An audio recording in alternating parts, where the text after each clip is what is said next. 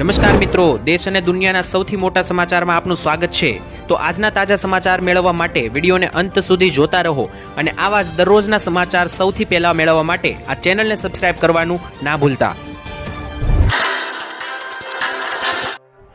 તો મિત્રો આજના પ્રથમ સમાચાર વિશે વાત કરીએ તો ગુજરાત રાજ્યની અંદર વરસાદે તાંડવ મચાવી દીધું અને ખાસ કાળનો વરસાદ ગુજરાત રાજ્ય પર તૂટી પડ્યો। દક્ષિણીય ગુજરાતમાં મોતના ખેલ જોવા મળ્યા, કારણ કે સુરતની અંદર મિત્રો વીજળી પડતા 2 લોકોના મૃત્યુ થયા છે। આની સિવાય પણ વાત કરીએ તો મિત્રો ઘણી બધી જગ્યાએ જે છે તે પશુઓના પણ મૃત્યુ થયા છે। આની સાથે જણાવી દઈએ તો મિત્રો હજારો લાખો રૂપિયાનું નુકસાન થયું છે, કારણ કે દક્ષિણ ગુજરાતમાં અનરાધાર વરસાદ પડ્યો, જેને લઈને છેલ્લા 24 કલાકની અંદર 20 અને 22 ઇંચના વરસાદ સુરત, નવસારી અને વલસાડ લાગુના વિસ્તારમાં પડતા દુકાનોમાં અને ઘરોમાં પાણી ભરાઈ જતા મિત્રો લાખો રૂપિયાનું નુકસાન થયું છે। બીજા નંબર ઉપર જણાવી દઈએ તો મિત્રો શાળા અને કોલેજોમાં પણ ગઈકાલે રજા આપી દેવામાં આવી છે। હવે આવતીકાલે પણ રજા આપવામાં આવશે કે નહીં તેને લઈને જલ્દી જ મિત્રો મેસેજ બહાર પાડવામાં આવશે। તેની સાથે આટલું જ નહીં, જી હા મિત્રો, કમરસમાં પાણી ભરાયા, લોકોને મિત્રો મોટું નુકસાન થયું છે, રસ્તાઓ પર પાણી ફરી વળ્યા છે। અને બીજા નંબર ઉપર મિત્રો તમને જણાવી તો વિદ્યાર્થીઓને સલામત સ્થળે પહોંચાડવામાં આવ્યા છે। જે પણ વિદ્યાર્થીઓ શાળાએ પહોંચી ગયા હોય તેમને ઘરે જવા માટે સૂચના આપી દેવામાં આવી। આટલું જ નહીં, ગુજરાત રાજ્યની અંદર મિત્રો આખા ગુજરાતમાં હવે આ વરસાદી સિસ્ટમ તાંડવ મચાવી રહી છે। બંગાળની ખાડીથી લંબાઈ ચૂકીને મિત્રો આ સિસ્ટમ અત્યારે ગુજરાતમાં જે આવી છે તેને કારણે આફતનો અનરાધાર વરસાદ વરસી રહ્યો છે। કામ વગર ઘરની બહાર કોઈએ નીકળવું નહીં તેવી સૂચના આપી દેવામાં આવી છે। અને જે પણ લોકો પાણીમાં સલવાયા હોય તેમને NDRF અને SDRF ની ટીમો તરફથી મિત્રો મદદ કરવામાં આવી રહી છે। તેવા લોકોનું સ્થળાંતરણ પણ કરવામાં આવી રહ્યું છે। અને ખાસ મિત્રો લોકો જે છે તેમના એક માળ સુધી પણ પાણી ભરાઈ ચૂક્યા છે। સુરત, નવસારી, વલસાડમાં ખૂબ જ ભયંકર વરસાદ છેલ્લા 24 કલાકમાં નોંધાયો છે। આની સિવાય સૌરાષ્ટ્ર અને મધ્ય ગુજરાતની અંદર પણ નદીઓ અને ડેમ ઓવરફ્લો થવાની સ્થિતિ ઉપર પહોંચી ગયા છે। ત્યાર પછીના મહત્વપૂર્ણ સમાચાર વિશે વાત કરીએ તો ઈરાન અને અમેરિકા યુદ્ધની ફરી એકવાર શરૂઆત થઈ ચૂકી છે। સ્ટ્રેટ ઓફ હોર્મુઝમાં ફરી મોટી નવાજોની શરૂ થઈ ચૂકી છે। તેના વિશે વાત કરીએ તો મિત્રો છેલ્લા 15 દિવસથી ઘણી બધી રાહત હતી, કારણ કે ઈરાન અને અમેરિકાનું યુદ્ધ સંપૂર્ણ રીતે બંધ થઈ ચૂક્યું હતું અને ફરીથી લોકો જે છે તે મિત્રો આરામથી પોતાની જિંદગી જીવી રહ્યા હતા। ઉદ્યોગો ફરીથી શરૂ થઈ ચૂક્યા હતા, ધંધાઓની અંદર પણ મિત્રો બરકત આવી હતી, પરંતુ ફરીથી વૈશ્વિક વેપાર માટે સૌથી મહત્વપૂર્ણ અત્યારે મિત્રો ગણાતી સ્ટ્રેટ ઓફ હોર્મુઝની ખાડીમાં ફરી એકવાર તણાવ શરૂ થઈ ચૂક્યો છે। અને આ સ્ટ્રેટ ઓફ હોર્મુઝનો રસ્તો વિશ્વના વ્યાપાર માટે ખૂબ જરૂરી છે। ભારત પણ પોતાનો વ્યાપાર આ જ રસ્તેથી દરિયાની અંદર કરે છે અને ફરી એકવાર દરિયાની અંદર આવેલો આ સ્ટ્રેટ ઓફ હોર્મુઝ નામનો રસ્તો છે ત્યાં ફરીથી મિત્રો તણાવ વધી ચૂક્યો છે। અમેરિકી અધિકારીઓના જણાવ્યા અનુસાર સોમવાર અને મંગળવારના રોજ ઈરાની સેનાએ દરિયાઈ માર્ગ ઉપરથી પસાર થઈ રહેલી 2 કોમર્શિયલ જહાજો ઉપર આડેધડ મિસાઇલો લગાવી દીધી। અને આ હુમલો એવા સમયે થયો છે જ્યારે અમેરિકા અને ઈરાન વચ્ચે હુમલો રોકવા માટે થયેલું જે કરાર હતો એને 1 અઠવાડિયાની અસ્થાયી સમજૂતી પૂરી થઈ ચૂકી છે। એટલે કે હજુ માત્ર અઠવાડિયું થયું છે યુદ્ધ વિરામને, તેની સાથે જ હુમલાઓ શરૂ થઈ ચૂક્યા છે। અમેરિકાના અધિકારીઓએ ચિંતા વ્યક્ત કરી છે કે આ તાજા હુમલાથી આશરે 3 અઠવાડિયા પહેલા અમેરિકા અને ઈરાન વચ્ચે થયેલું જે મિત્રો યુદ્ધ વિરામ હતું તેના ઉપર જોખમ ઊભું થઈ શકે। અને જો મિત્રો આવી જ રીતના ઈરાન જે છે તે હુમલાઓ કરતું રહેશે, યુદ્ધ વિરામનું ઉલ્લંઘન કરતું રહેશે, તો મિત્રો આનો જવાબ જો અમેરિકા વળતો આપશે તો ફરીથી મિત્રો મોટા પાયે આ ફરીથી યુદ્ધ શરૂ થઈ શકે અને સ્ટ્રેટ ઓફ હોર્મુઝ ફરીથી બંધ થઈ શકે। એ સૌથી મોટું ટેન્શન દરેક લોકોને સતાવી રહ્યું છે, કારણ કે જો સ્ટ્રેટ ઓફ હોર્મુઝ ફરીથી બંધ થશે તો ભારતમાં ફરીથી LPG, પેટ્રોલ, ડીઝલની અછત અને સમસ્યાઓ શરૂ થઈ શકે। અને બીજી બાજુ જે પણ ભારતના વ્યાપારો અને ઉદ્યોગો ફરીથી જે શરૂ થયા છે તેની અંદર એક મોટું સંકટ ઊભું થઈ શકે। ત્યારબાદ જોઈએ તો વરસાદમાં ભજીયા ખાવા હવે મોંઘા પડશે, તળેલી વસ્તુઓ ખાવી હવે મોંઘી પડશે, કારણ કે એક બાજુ મિત્રો ઋતુ બદલાણી છે, ચોમાસું હવે પીક પકડી રહ્યું છે, એટલે કે ધોધમાર વરસાદો શરૂ થયા છે। તેની અંદર બધા લોકો મિત્રો તળેલું વધારે જમતા હોય છે। તેની સાથે અત્યારે મિત્રો જે છે તે સિઝન આવી છે બધા લોકોને મિત્રો તળેલું ખાવાની, તેની અંદર જ તેલ મોંઘું કરવામાં આવ્યું છે। જી હા મિત્રો, મોંઘવારીનો માર હવે તમારા રસોડા સુધી પહોંચ્યો છે। જી હા, પહેલા તેલ સસ્તું, પહેલા પેટ્રોલ મોંઘું કરવામાં આવ્યું, પછી ગેસ મોંઘો થયો, મળ્યો હતો અને હવે મિત્રો તેલનો વારો આવી ચૂક્યો છે. સાતમ આઠમના તહેવારોને હવે બસ 1.5 મહિના જેટલી રાહ છે. રક્ષાબંધને પણ હવે 1 મહિનો એટલે કે તહેવારોને હવે મહિનાની જ રાહ છે. તેની વચ્ચે તહેવારો પહેલા જ ગુજરાત ખાદ્ય તેલ બજારમાં ભાવ વધારાનો ટ્રેન્ડ જોવા મળી રહ્યો છે. છેલ્લા 3 દિવસ દરમિયાન સિંગ તેલના 15 કિલોગ્રામના ડબ્બામાં ભાવ કુલ 50 રૂપિયાનો વધારો થયો છે, જ્યારે કપાસિયા અને પામોલીન તેલના ભાવમાં પણ વધારો થતા ગ્રાહકો ઉપર મોંઘવારીનું મોજું ફરી વળ્યું છે. અને આ મિત્રો જે મોંઘવારીનો માર છે તે હવે ગૃહિણીઓના બજેટને ખોરવી શકે, કારણ કે પહેલેથી મંદી ચાલી રહી છે, બધી વસ્તુઓના ભાવ વધી રહ્યા છે, તેમાં હવે ખાદ્ય તેલના ભાવ પણ મોંઘા થયા. ત્યારબાદ જોઈ લીધું ગુજરાતમાં ચાંદીપુરા વાયરસની ફરી એકવાર એન્ટ્રી. સરકાર જે છે તે મિત્રો તંત્ર એલર્ટમાં આવ્યું અને તાત્કાલિક મીટિંગ બોલાવવામાં આવી છે. ત્યારે ગુજરાતમાં ફરી એકવાર ચાંદીપુરા વાયરસે માથું ઉચક્યું છે. અને છેલ્લે જ્યારે આ ચાંદીપુરા વાયરસ આવ્યો હતો ત્યારે ગુજરાતમાં તાંડવ અને કોહરામ મચાવીને ગયો હતો. ત્યારે ફરી એકવાર જે ચાંદીપુરાનો ખતરો છે તેને લઈને આ વાયરસના કેસો સામે આવતા ગુજરાત આરોગ્ય વિભાગ સંપૂર્ણપણે એક્શન મોડમાં આવી ગયો છે. પંચમહાલ જિલ્લામાં, ગોધરા જિલ્લામાં ચાંદીપુરા વાયરસના શંકાસ્પદ કેસો નોંધાયા. 2 દીકરીઓના કરુણ મોત નીપજ્યા. આટલું જ નહીં, આ ગંભીર પરિસ્થિતિને ધ્યાનમાં રાખીને સરકાર અને આરોગ્ય મંત્રી પ્રફુલ્લ પાનસેરિયા દ્વારા ગાંધીનગરમાં એક હાઈ લેવલની મીટિંગ બોલાવવામાં આવી છે. કારણ કે મિત્રો 2 લોકોના મૃત્યુ તો થયા ચાંદીપુરા વાયરસથી, પણ બીજા લોકોને હવે આ વાયરસની અસર ના થાય એટલા માટે તાત્કાલિક લેવલે બેઠક બોલાવવામાં આવી છે. તંત્ર દોડતું થયું છે કે ગુજરાતમાં ક્યાંક કોરોના પછી બીજો ચાંદીપુરા ભયંકર વાયરસ ના બને. ગભરાવાની મિત્રો જોકે જરૂર નથી, પરંતુ સાવચેતી રાખવી પડશે. આરોગ્ય મંત્રીની જે બેઠક છે એની અંદર પત્રકારો સાથેની વાતચીત દરમિયાન જાણવા મળ્યું, પ્રફુલભાઈ પાનસેરિયાએ પણ કહ્યું કે આ વાયરસથી નાગરિકોને ગભરાવાની તો અત્યારે બિલકુલ જરૂર નથી, પરંતુ સાવચેત તો રહેવું જ પડશે. સરકાર અને આરોગ્ય તંત્ર લાંબી નજર રાખી રહ્યું છે, પરંતુ વાયરસના સંક્રમણને અટકાવવા માટે તમામ જરૂરી પગલાં જે છે તે લેવામાં આવી રહ્યા છે. ત્યારબાદ જોઈ લે તો મલાલ પટેલે નવા વરસાદી રાઉન્ડને લઈને આપી દીધી છે નવી નક્કોર આગાહી. તેની વચ્ચે ગુજરાતમાં 1 થી લઈને 7 અને 8 તારીખ સુધી ગુજરાતમાં મેઘ તાંડવ ચાલ્યું.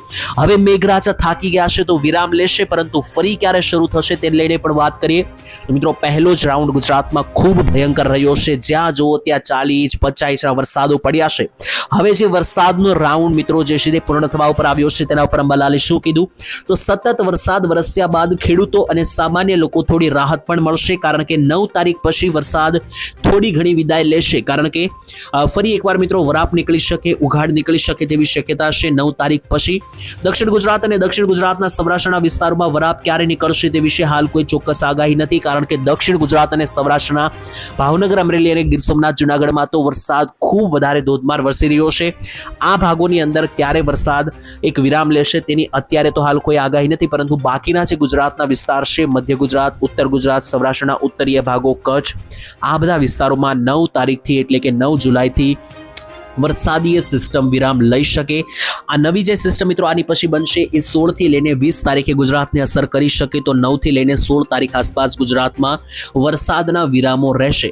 એટલું જ નહીં, અંબાલાલ પટેલે એવી પણ ચેતવણી આપી છે કે જુલાઈ મહિનાના અંતમાં અને ઓગસ્ટ મહિનાની શરૂઆતમાં અણધાર્યો વરસાદ પડશે. એટલે આ જે મહિનો છે એની અંદર જે છેલ્લા 5-6 દિવસો હશે એ મિત્રો જે છે તે ફરીથી તમને અણધાર્યો વરસાદ જે છે તે દેખાડી શકે. તો એ પ્રમાણે મિત્રો તમારા ખેતીને લગતા કામો હોય એ પ્રમાણે મિત્રો કરવા, કારણ કે ટૂંકમાં 10 થી 15 તારીખની વચ્ચે તમને વરસાદીય વિરામો જોવા મળી શકે ગુજરાત રાજ્યની અંદર, અને ત્યાર પછી 15 તારીખ પછી ફરીથી વરસાદ જોર પકડી શકે, અને 25 તારીખ પછી આ જ મહિનામાં જે છે તે અણધાર્યા વરસાદો ફરી એકવાર ગુજરાતમાં એન્ટ્રી લઈ શકે. ત્યાર પછી જોઈ લઈએ તો ભારત અને પાકિસ્તાન વચ્ચે ફરી એકવાર યુદ્ધને મિત્રો ખતરો તોડાઈ રહ્યો છે, કારણ કે પાકિસ્તાન વારંવાર યુદ્ધની ચેતવણી આપી રહ્યું છે. તો શું ફરી એકવાર ગયા વર્ષે જેવું ભારત પાકિસ્તાનનું યુદ્ધ થશે તેના ઉપર વિસ્તારથી સમજીએ તો ભારત દ્વારા સિંધુ જળ સંધિ સ્થગિત કર્યા પછી, એટલે કે ભારતે જે નિર્ણય લીધો છે કે પાકિસ્તાનને પાણી સિંધુ નદીનું નહીં આપવામાં આવે, આનાથી પાકિસ્તાન હવે બોખલાઈ ગયું છે અને ભારતને લગાતાર ધમકીઓ આપી રહ્યું છે. પહેલા મિત્રો પાકિસ્તાને કહ્યું હતું કે જો ભારત પાણી નહીં આપે તો ભારત ઉપર હુમલાઓ કરવામાં આવશે. ત્યાર પછી પણ મિત્રો લગાતાર ધમકીઓ આપવામાં આવી છે, છતાં પણ ભારતે પાકિસ્તાનને સિંધુ નદીનું પાણી આપ્યું નથી. હવે મિત્રો જોવા જઈએ તો પાકિસ્તાન જે છે તે હચમચી ગયું છે, કારણ કે પાણીની તંગીને કારણે પાકિસ્તાનમાં જે છે તે ખેતી ઉપર પણ સૌથી મોટો સંકટ ઊભું થયું છે. તેની સાથે પાકિસ્તાન દ્વારા વારંવાર પાણી રોકશો તો યુદ્ધ કરીશું તેવી ભાષાનો ઉપયોગ કરવામાં આવી રહ્યો છે, પરંતુ નિષ્ણાંતોનું માનવું છે કે આ પ્રકારના નિવેદનો મોટા ભાગે આંતરિક રાજકીય દબાણ બનાવવા માટે જ હોય છે, જનતામાં સંદેશ આપવા માટે જ હોય છે. બાકી આ મિત્રો જે છે તે બોલવામાં આવે તેવું કશું થતું નથી. પાકિસ્તાન હાલમાં આર્થિક સંકટ, વધતા જતા આતંકવાદ અને આંતરિક સુરક્ષાના પડકારોનો સામનો કરી રહ્યું છે, જેથી બહારી યુદ્ધ લડવા માટે પાકિસ્તાનની ખુદની અત્યારે કોઈ ત્રેવડ નથી. આવી પરિસ્થિતિમાં સિંધુના પાણીનો મુદ્દો ત્યાંની સરકાર અને સેનાના માટે સંવેદનશીલ વિષય બની ગયો છે. જો કે મિત્રો ભારતનો એક જ અટલ મિત્રો જે છે તે ખાસ કરીને નિર્ણય છે. મોદીજીએ પહેલા પણ કીધું હતું કે જ્યાં સુધી પાકિસ્તાન ભારતમાં આતંકવાદ કરી રહ્યું છે ત્યાં સુધી પાણી અને લોહી સાથે વહી શકશે નહીં. જો આતંકવાદ બંધ થશે તો જ પાણી મળશે. ત્યાર પછી મહત્વના સમાચાર જોઈએ તો ગામડે મોટો ફાયદો, સૌથી મોટી ખુશખબરી ભર્યા સમાચાર આવી રહ્યા છે. ગુજરાતમાં ગ્રામ પંચાયતોને લઈને સૌથી મોટા સમાચાર. તો જો મિત્રો તમે ગામડામાં રહો છો અથવા ગામડે મિત્રો તમારું કોઈ પણ પ્રકારના કનેક્શન છે તો તમને મિત્રો હવે મોટી રાહત મળશે, કારણ કે સરકાર ગામડાઓને હવે મોટી ભેટ આપવા જઈ રહી છે.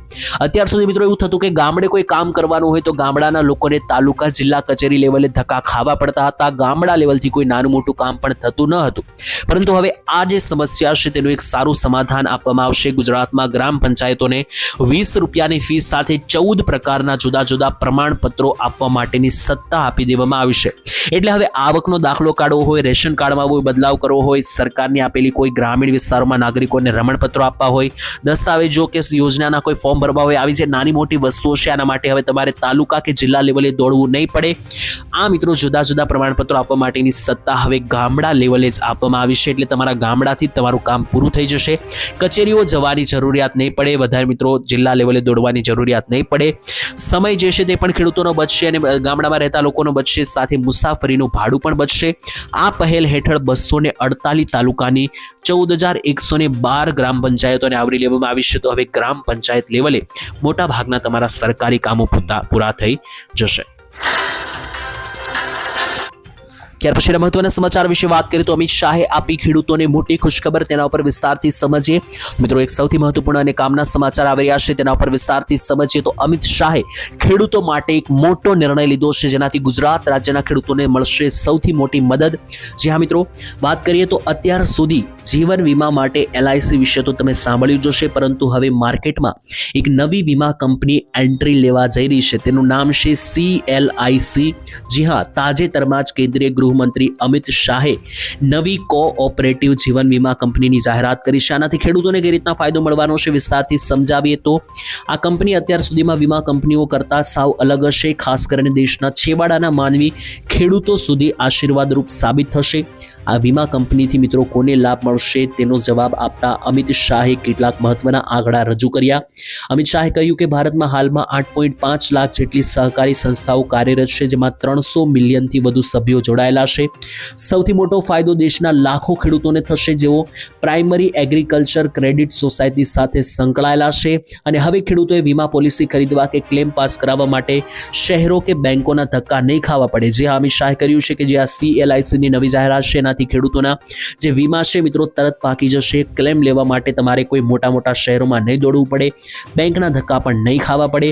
તેઓ સીધા જ પોતાના નજીકના સહકારી કેન્દ્ર ઉપરથી આ સુવિધાનો લાભ લઈને આ CLIC યોજનાની ટૂંક જ સમયમાં લાભ લઈ શકશે. ત્યારબાદ જોઈ લઈએ તો પ્રધાનમંત્રી મોદીએ મિત્રો ખેડૂતો માટે નવી યોજનાની જાહેરાત કરી. તેના ઉપર વિસ્તારથી સમજીએ તો મિત્રો સૌથી મોટા સમાચાર અત્યારે હાલ આવી રહ્યા છે. ખેડૂતો માટે નવી યોજના 14,000 રૂપિયાનો ફાયદો તમને કરાવી શકે.